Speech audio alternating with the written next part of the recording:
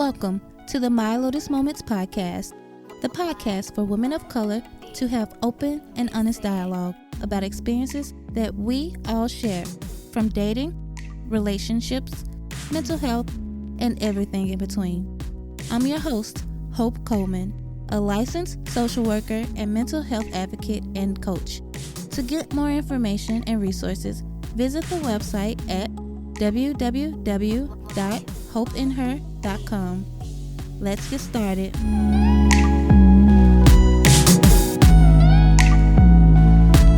Happy New Year, everybody. Welcome to episode 20 of the My Lotus Moments podcast.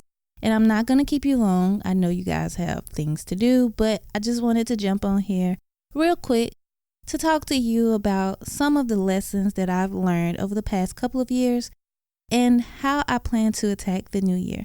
So I hope this is helpful to some of you. And if it is helpful, please feel free to reach out to me at letstalk@hopeinher.com. Tell me what you could relate to. Tell me some of the things that maybe you've learned over the past few years and how you plan to attack the current year. So let's get started.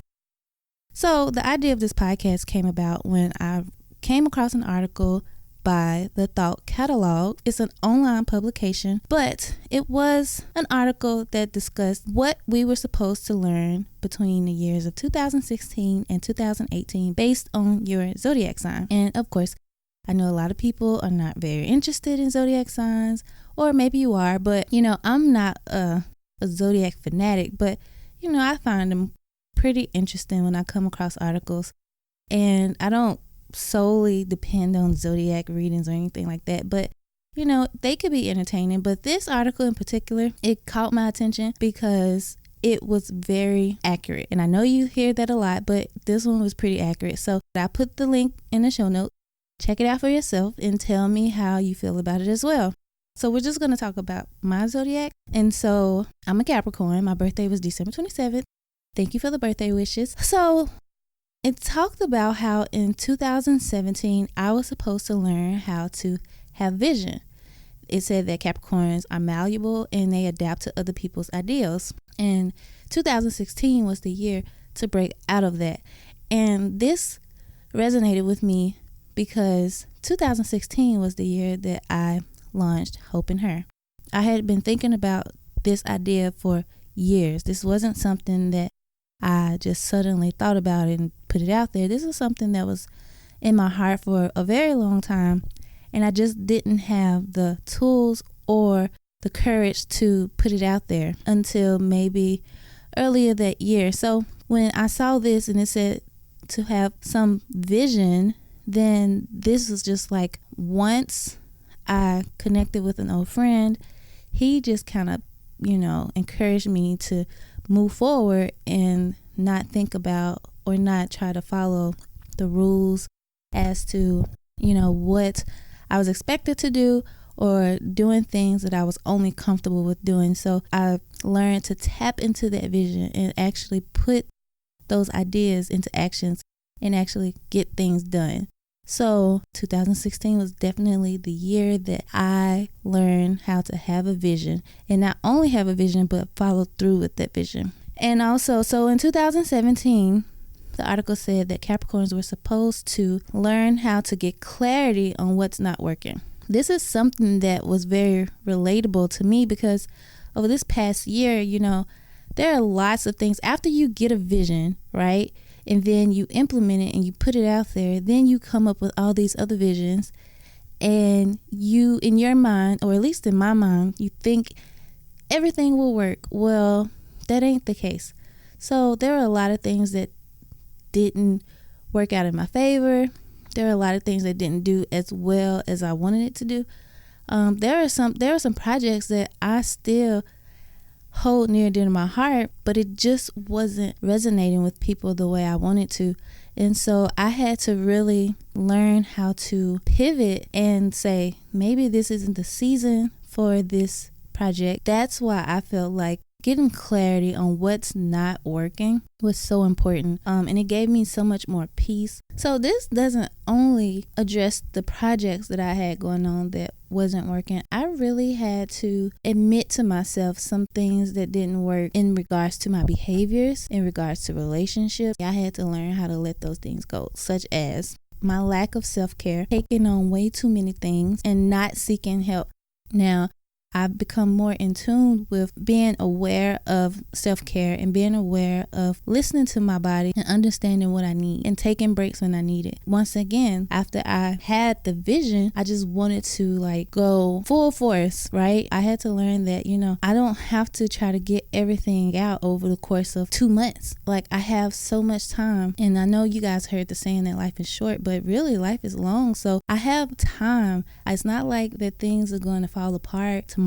So I have to learn to pace myself, because if I was not willing to practice the self-care and not willing to take care of myself, then I wouldn't even be available to put the actions behind the vision. So that was one of the behaviors that I felt like was not working for me, and that was something that I wanted to change. Aside from behaviors, there were also relationships, and we all have them. We have those relationships that we hold on to that may not be serving any purpose. They may not be good for us. They may be unhealthy. I really learned in 2017 to not keep base holders in my life. And that goes for friends, associates, that goes for romantic partners, even family members. And so if they were detrimental to my mental health, to my peace, to me being productive, then I felt the need to move forward from it. And it doesn't always have to end badly, but sometimes things need an ending, because one thing I've learned is that I want people in my life that will push me forward. I don't want people in my life that would try to keep me in the same space. I would rather fill that space with the right people rather than have my life full of dead weight. And I know that was something that was kind of difficult for me in the past, but as I've grown older and as I've have more experiences, I've learned that this actually causes me to have more peace. And honestly, in 2017, me being able to let go of certain relationships has done nothing but give me more clarity on what I'm supposed to be doing in my life and the people that need to be in my life to help me fulfill the purpose I know I'm supposed to be fulfilling, So get rid of that dead weight, honey, because we can't be taking dead weight into 2018. It's time to let go and move forward. All right, so the last part of this article, it talked about 2018, and it stated that in 2018, Capricorns are supposed to start a new journey into the unknown. I mean, come on. Seriously, couldn't this get any more accurate? I don't think so. As you all know, or if you don't know, I am actively in the process of relocating out of the state of Louisiana. This has been something that I have been working towards for a few years. And when I say working towards, I don't mean really working towards. It's just been something that I may have said occasionally. It's been something that I know I've always wanted to do, but was kind of too afraid to do it. I was getting very comfortable in the place that I was in Louisiana. I've been here since 2004. I don't have family here, but the friends that I have here have become family to me. I always tell people, I was born and raised in Memphis, but I grew up in Louisiana. I've been in Louisiana since I was 18. And so I really learned to be an adult in Louisiana. And at some point, I felt like I've outgrown certain aspects of Louisiana, but also I feel like I've gotten very comfortable being here. And it's sometimes, when we get comfortable, we don't want to interrupt it. And so for the past couple of years, though I've always had the desire to move, I was too comfortable to really be active about it. But this year, or in 2017, I've been way more active. I've been applying for jobs. I've been scouting places to stay. I've been saving. I even moved out my apartment when my lease is up. So I'm taking the necessary steps to embark on a new journey in a new place. Here's the kicker though, not only am I open to moving out of state, I'm also open to moving out of the country. I mean, in this political climate, I don't think anybody will object to me moving out of the country. I mean, because I'm pretty sure everybody wants to move. But since my Bali trip in July, I met people who were young and educated, and they were living and working overseas. And that just inspired me so much that since I came back from my trip, I've been trying to find jobs where I could work overseas. And it was only recently that I got some leads on some jobs overseas. they look very hopeful. And so I am open to not only moving out of the state, but also moving out of the country. And I will keep you guys posted to let you know what happened with that. And so even though I still have a little fear about it, or it's very uncomfortable, I'm ready. I see people moving forward. I see people moving and doing great things with their life, and I just want to do the same thing. And seeing this article just affirmed the fact that I need to stop playing, get myself together, and step out on faith and do what I say I'm gonna do. So 2018 will be the year that I embark on a new journey. With all of that being said, there are 3 things I want to talk to you guys about how I plan to adjust in 2018. So there's some things that I intend on changing up in the new year, not so much resolutions, but really being aware of how my year was last year, or the things I want to accomplish in 2018. So I've been taking inventory on myself. I'm very self-reflective, and I've learned that there are some things that I really am looking to improving, and some of those things are letting go of fear. I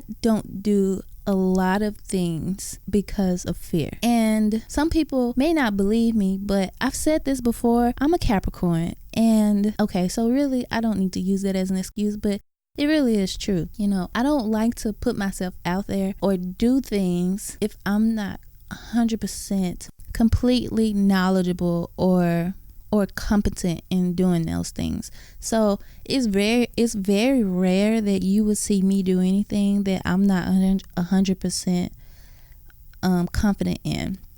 I don't like to embarrass myself, even though I am silly sometimes, and I'm the type of person, I could fall, I could trip, I can do things and laugh at myself. But when it really comes down to like doing things, big things, I don't want to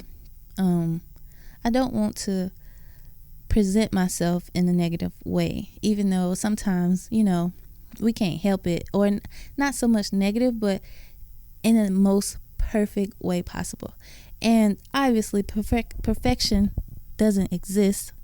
And so I am a recovering perfectionist. I'm still working on it. And so I'm learning to do things in spite of fear. And this is something that is very common, or has been a recurring theme in my life. I can remember back in like elementary school where I was on the majorette team, and I remember it was me and my best friend, and she was the captain, and there was a co-captain position becoming available, and I had been on the team for so long, and I'm like, I got this in the bag. We had to do a routine, and I knew the routine down pat. I just knew I was going to get this thing. And baby, let me tell you, I remember to this day how I will never forget the song. It was the Christmas song by TLC, and I got up in the middle of the cafeteria, because that's where we had our dance practice, and auditioned for this co-captain position. And for me to have known this routine front and back, fear just overcame me the minute that song started playing. I froze like a board, and it took me a minute to actually start to move, but I wasn't doing the dance moves. I was stiff as a board, and I knew it, and in my heart, and I'm like, what am I doing? Why am I not moving like I'm supposed to move? But I couldn't stop it. I could not stop my body from being terrified. And of course I didn't get the position, and I was disappointed in myself. But that's just one of the examples of me allowing fear to literally paralyze me. And so I'm working on getting out of that. So for 2018, things that I'm going to do more often are the things that I'm most uncomfortable with. And one of those things are YouTube videos. I've done a few YouTube videos in 2017, but those things are hard, man. Y'all have to really give it up to YouTubers, because they are straight up productions. They are not as half as easy as you think they are. And me being the recovering perfectionist that I am, nothing is good enough. So I just don't put it out there. And I I don't like talking live on camera. I don't like talking on video or anything like that. Sometimes it's just like I could be cool, I could be engaging, I can do all those things in person, but the minute you put a camera in front of me, I freeze up. Like, just like the day I tried out for the co-captain team, I literally freeze up. I even have a video of that when I was in Vegas in 2012, and we were jumping off the building. I forgot the name of the building, but the people that worked there, they were recording us, and they was like, how you feel? And before she turned that camera on, I was good. We were talking, but the minute she put the camera on us, I was like, I don't know what to say. So, that's just like a recurring thing in my life, and I just want to overcome that fear to be more comfortable talking on camera, be more comfortable talking in videos, and even be more comfortable talking on podcasts. It's a process, What I've learned is the new mantra that I intend to live by, especially for 2018, will be done is better than perfect.